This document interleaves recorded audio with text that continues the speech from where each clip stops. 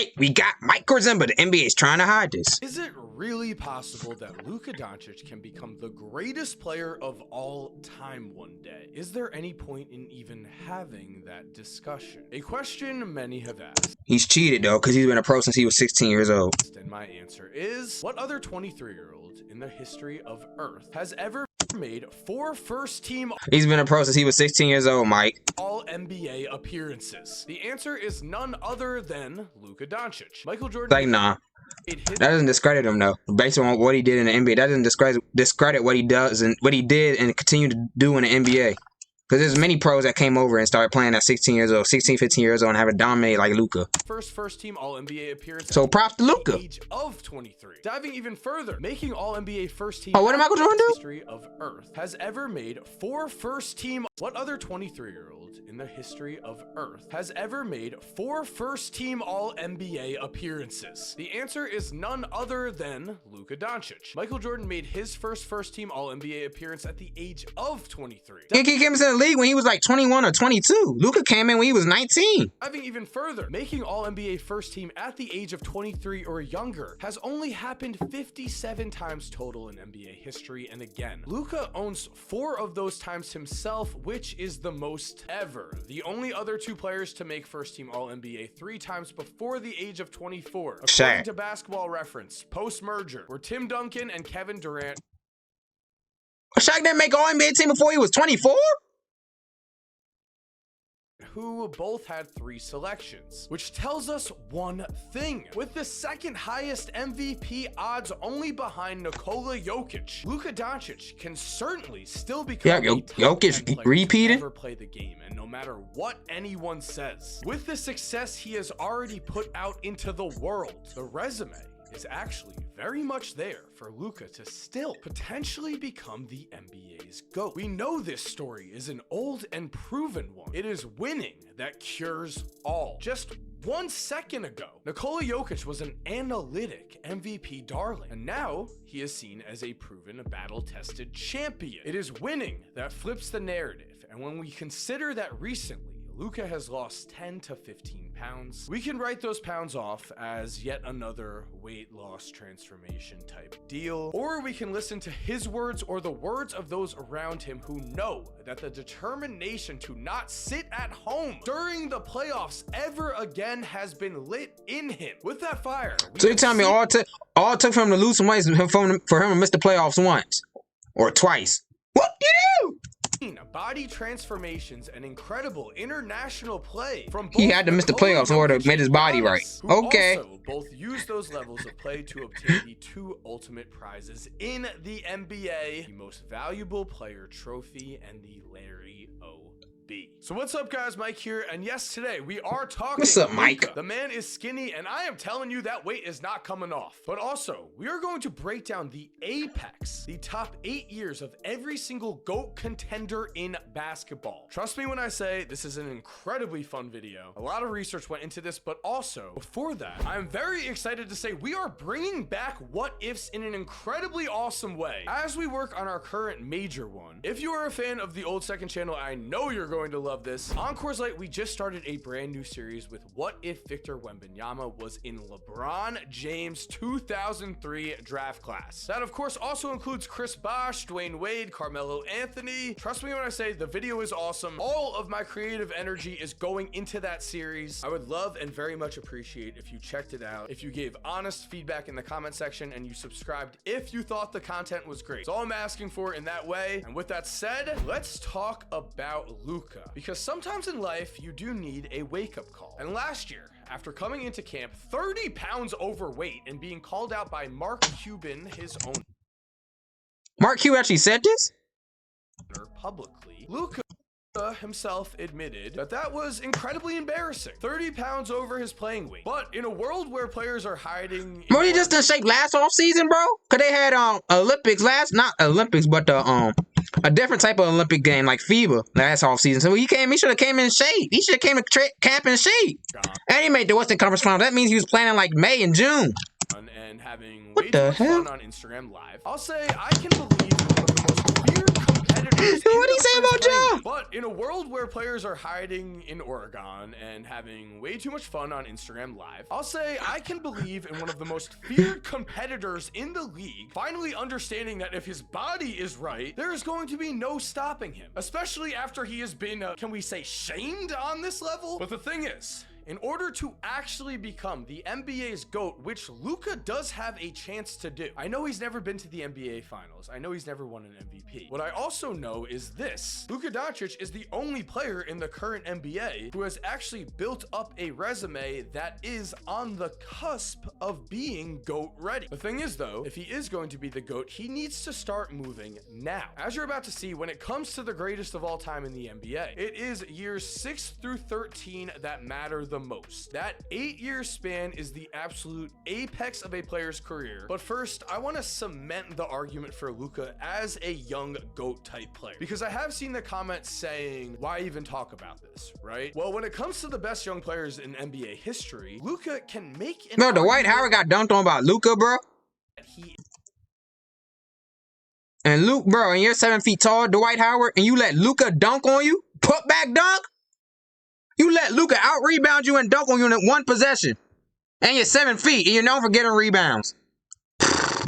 Is the Wonder why you're in China. literal best to ever do it? Now I know. That's a huge statement, and people might. Y'all just straight up violated that man. Individual success and talent. In terms of team success, Magic Johnson as a rookie has no competition at all. NBA Finals MVP as a rookie. However, if we compare the stat lines of a 20-year-old Magic Johnson and I'm not gonna be here. This is not discounting Magic at all. It is just very clear that Luka has better stats by a very large margin. And it is also very fair to point out. Oh, what was it? Doncic.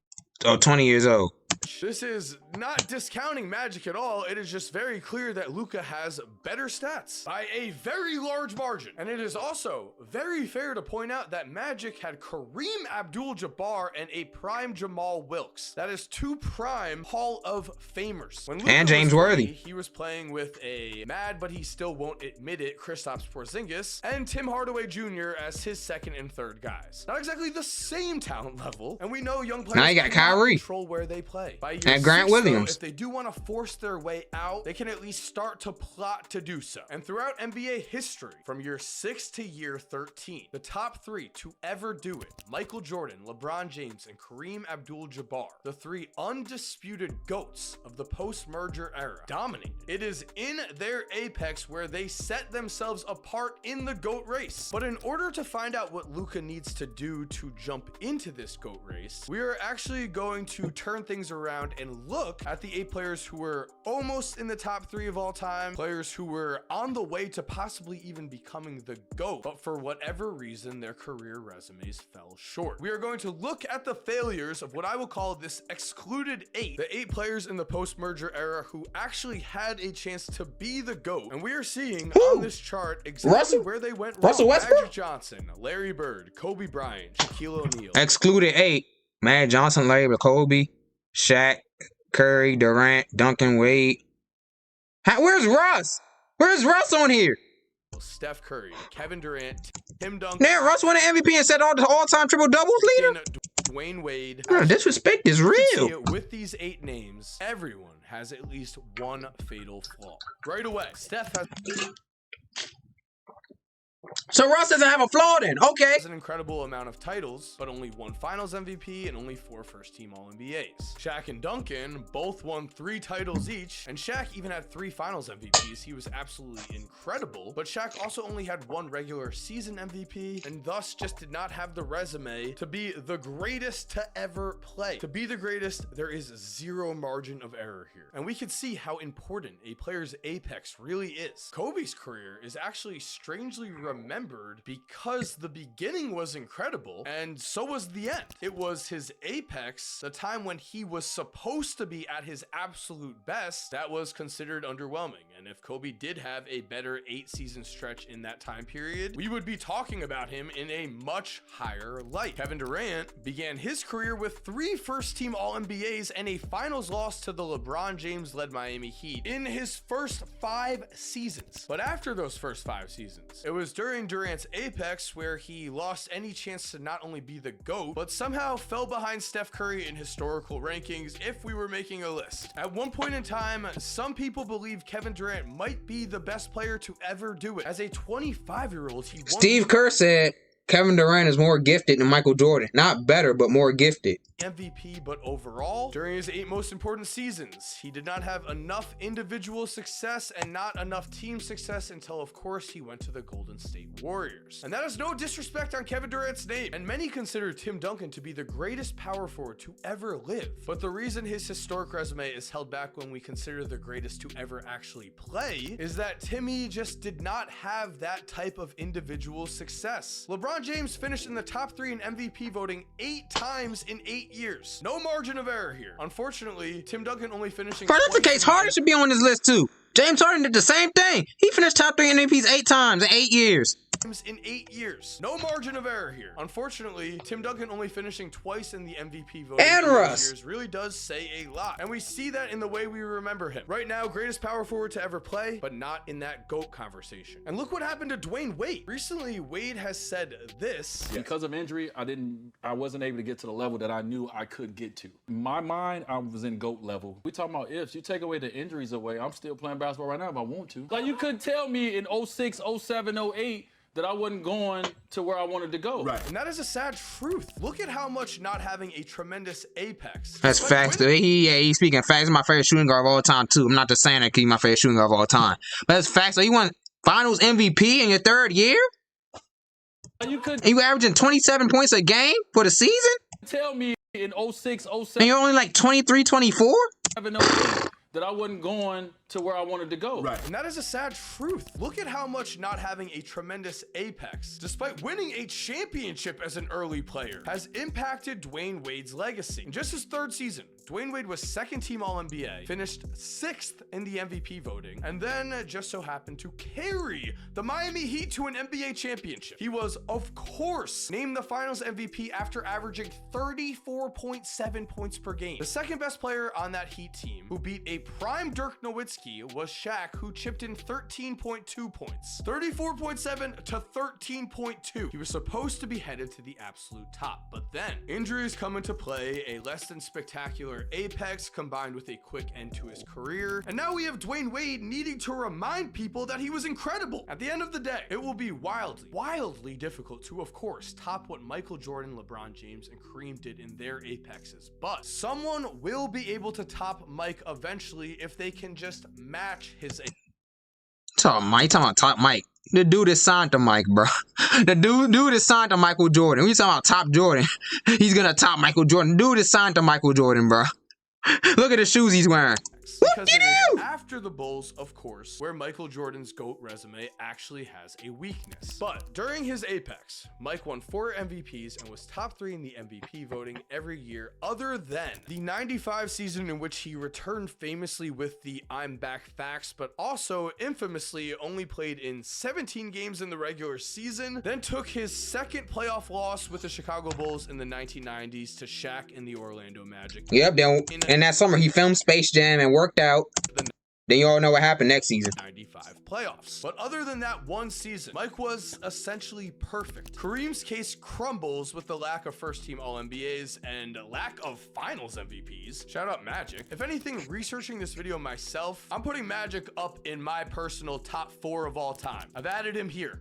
Top 4. Magic. But as for LeBron James, in terms of individual dominance, LeBron was right there with Mike. I think LeBron is the 2nd best to ever play the game, and there's nothing wrong with that statement. The 2nd best. Exactly. That's what I'm saying. Stephen A. said that on Paul George's podcast. I think dudes got mad because I think LeBron's the 2nd best player to play all time in the NBA. And dudes acting like it's an insult, talking about you know what I'm saying? They acting like he say he's trash. LeBron is not trash. You acting like it's not an insult. I think LeBron is the 2nd best to ever play the game, and there's nothing wrong with that statement. The 2nd best to ever do something ever. But of course, if I'm not. But as a competitor, you want 1st place always, though.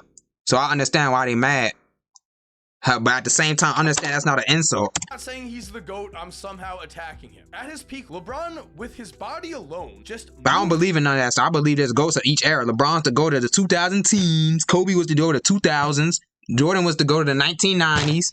Bird and Magic was the GOAT in the 80s.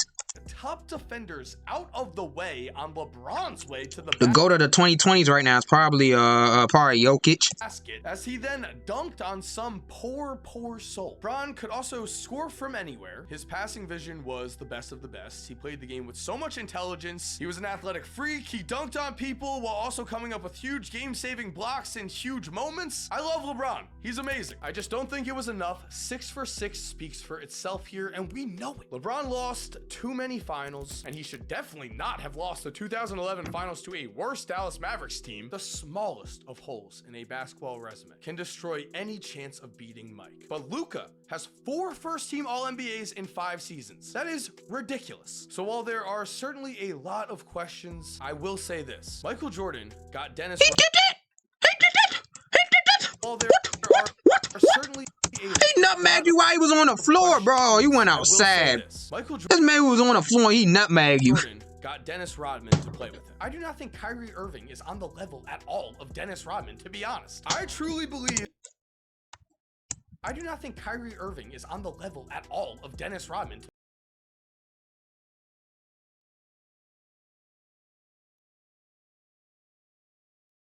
To be honest, I truly believe after watching the Kyrie Irving clips this summer that Kyrie and LUKA are going to be a great tandem together. If you want to see a video on Kyrie Irving and everything that he has done and why we should believe or not believe in him, then comment down below. But what I will say is I believe in LUKA's leadership, and I believe that he is the type of personality that can take over. And I also believe that if you're coming back this skinny, everyone is respecting that you are on a mission, and that is the type of leader that other players want to play with. Thank you for watching. I hope you enjoyed today's video. If you are new to the channel, make sure to subscribe and turn on post notifications. But more importantly, go check out the new Coors Light video. What if Victor Wembanyama was in LeBron James draft class? It is my favorite video that I've done in a very long time. Please go check it out. That would be awesome. If you're already subscribed, thank you so much for supporting. You're awesome. We all know it. And as always, have an awesome day and cue that music. If you're